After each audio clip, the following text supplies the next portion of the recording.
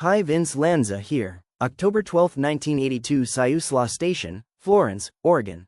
This was one hell of a day, one that anyone on the Oregon coast that year will never forget. By mid-morning, the wind was already starting to howl. It had that strange pitch, a deep, whistling roar that made the windows rattle and the flagpoles sing like a tuning fork. The sky was low, gray, and fast-moving, and you could feel the power building by the minute. I was stationed on the desk that morning, logging reports and keeping an ear on the radio.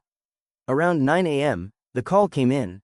A local crab boat had sent out a distress signal, 2 miles off the bar, taking on water and fighting for its life in the growing seas.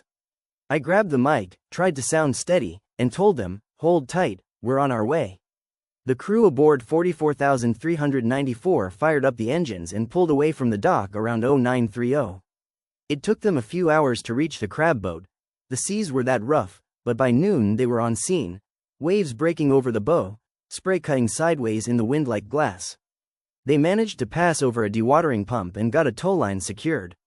Slowly, inch by inch, they began dragging the crippled boat back toward shore. By 1600, they reached the bar, and that's when all hell really broke loose. Winds were topping 100 miles per hour now. The river looked like a boiling cauldron, whitecaps, debris, and pieces of dock flying through the air. As they rounded the corner into Florence, the main dock gave way completely.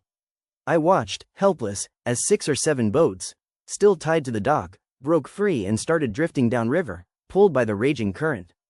The 44,401 crew launched from the boathouse and charged upriver through the chaos. They managed to push or tow 5 of those boats back to shore, but the other 2 didn't make it. Both were lost on the bar, swallowed by the storm. By the time my watch ended, I was exhausted, running on adrenaline.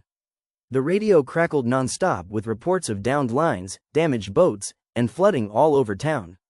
I was sent up to Heceta Head Lighthouse to change the bulbs, a job that would have been routine on any other day. But driving that cliff road in hurricane-force winds? Let's just say it was a ride I'll never forget. But that is another story.